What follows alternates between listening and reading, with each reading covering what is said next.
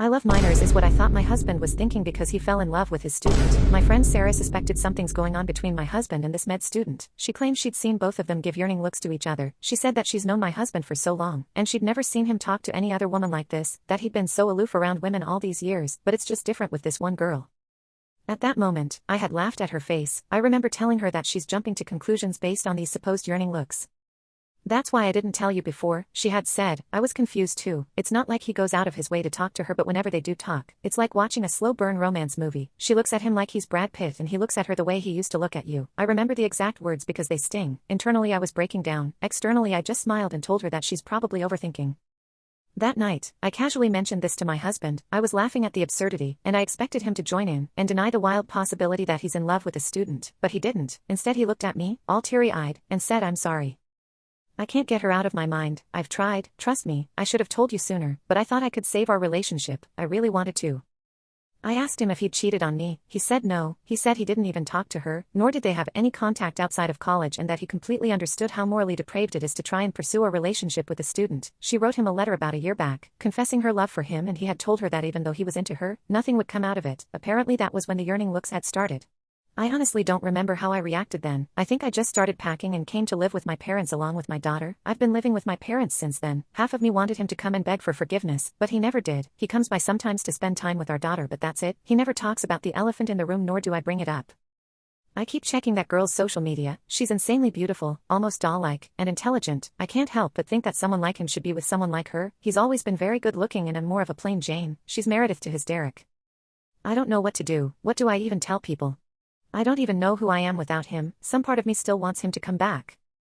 Edit. I've decided to talk to him. I know I've been avoiding this for months, but after reading all the responses, I feel it's time I rip that band-aid out. I'm going over to our house. I'll update on what happens. Update. The day I made the post, I met up with Sarah for dinner. I thanked her for telling me about my husband and the student, and also for being such a good friend. I asked her about my husband. She said there's nothing unusual. He's been a bit withdrawn and aloof with everyone lately, but that's about it. Yesterday I went over to my house unannounced. He was there alone in his office. I told him I wanted to talk. He said he'll explain everything. So apparently this woman has had a crush on him for 2 years. Her friends ship her with him. She would stare at him during her rotations and would blush whenever he looked or talked to her. Back then, he didn't think much of it. Many girls have had crushes on him and he always ignored them. About 1,5 years back, they were in the same research group thing. I don't know how this works, but there were 5 to 6 people along with these two. Because of this, they had to spend some time together working, and it was then that he started noticing her. He went into detail about how he was impressed with her intelligence blah blah blah and her beauty blah blah blah. The moment he realized that he had a crush on her, he dropped out of the research thing. This was a year ago. Few weeks later, she gave him the letter confessing that she has feelings for him. The first thing he told her after reading it was, "You can get into trouble because of this." She didn't care. She wanted an answer. "Is it all in my head?" she had asked. To which he replied with, "It's not just in your head, but nothing can come out of it. I hope you understand." That was the last time they interacted. According to him, the yearning looks Sarah described were more of awkward eye contacts than anything else. He told me that even though he is still attracted to her, he has no intention of pursuing any sort of relationship with her regardless of whether we stay together or not. He said he's willing to change his job and go to therapy. I told him to give me some time to think about it. To sum up, 1. This has been going on for 3 years. Not once did he mention anything to me. 2. The student and him spent a considerable amount of time last year working on the research. 3. He told her he liked her back lol. 4. He's still very much attracted to her. And that's why I've decided to go ahead with a divorce. I don't think I can trust this man again, and a relationship without trust isn't something I am interested in. I've told my parents about it. They're not exactly on board, but they're still supportive. I've also contacted my lawyer about the same. It's gonna be a long process, I believe. That's it. I believe this is my last update. Update. So I decided to take our daughter and permanently move to my parents' house. We're in the middle of separating now. A lot of people have told me to forgive him, and I've myself debated if I'm taking the correct step or not, but the trust is gone and I don't think I want to be in a relationship with someone like him. It's taking a lot of strength to do this. I have lost all self-esteem. Fact is that I was always insecure of how my ex was way above my league, about how I was lucky to have him, how people often said he could have done so much better. Over the years, my insecurities had disappeared. Now it's all back. He's attracted to someone so beautiful, so incredibly intelligent, and obviously she's also into him. I keep looking at her social media all the time, obsessing over her. There was an Instagram story she uploaded where she was with my ex-husband and a few others, and it felt like someone stabbed me in the heart. He looked happy, and he'd never looked that happy in years. I got tired of being pathetic and even complained to the hospital management about the inappropriate relationship between her and my ex. All I got in response was that they can't take any steps without concrete proof. Now my sad wants to snitch about her to her parents, to get her in trouble, to make her suffer. I know this is unhealthy. I'm in therapy, but I don't think I'm healing. I hate that I have to be sad and heartbroken over that man and he doesn't seem to care. He stopped coming to visit our daughter too. I wish he would have cared. I wish he would have fought for me. I wish he would have not tossed aside our decade-long relationship for her. I hate this. I hate everything. Story 2. Ada for cutting ex-wife's vacation short with the kids. I divorced my wife about 3 years ago. We have 2 awesome kids, and I am so grateful to her for blessing me with them. We have 50-50 custody.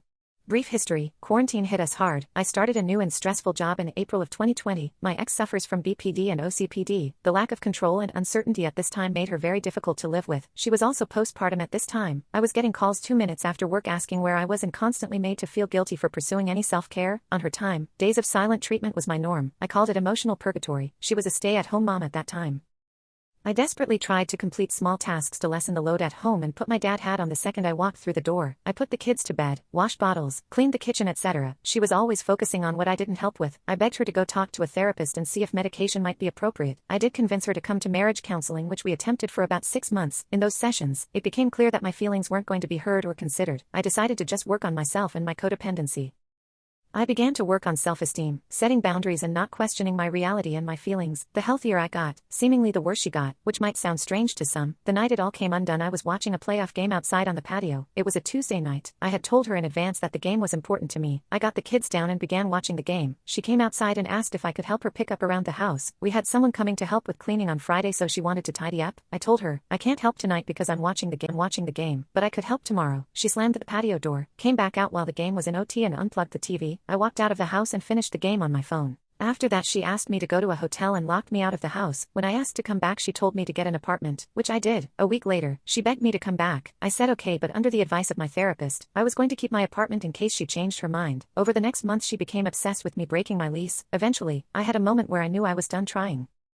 The divorce process was messy. She faked a pregnancy and tried to prevent me from getting 50-50. The truth came out and she eventually caved. At times I considered fighting for full custody, but I know the kids love their mom and it would have broken her.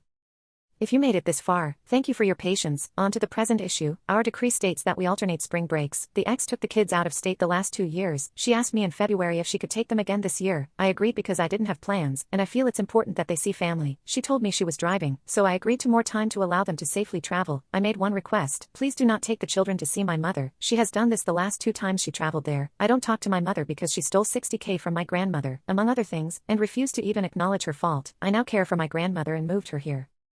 This morning my daughter informed me that they are flying, not driving, and that my ex has planned a visit with my mother and the kids. Since the divorce, there has been a very consistent pattern of her intentionally disregarding simple and reasonable requests. I'll spare you other examples. The point is I'm fed up. She is flying tomorrow. I asked her to change her flight and return the children to me by Wednesday at 5 p.m. This cuts her trip short by 3 days, but follows the order. So I feel a bit guilty because I know the children will be disappointed. Logically and based on history, I know this is the only thing she responds to, and I'm sick of being taken advantage of. What are your thoughts? I'm open to hearing that I'm being unreasonable if you feel that's the case. I desperately want to just do what's best for the kids, but this is often in conflict with enabling toxic behavior and her disregarding simple boundaries. Thank you for taking the time to read this. Praying gesture.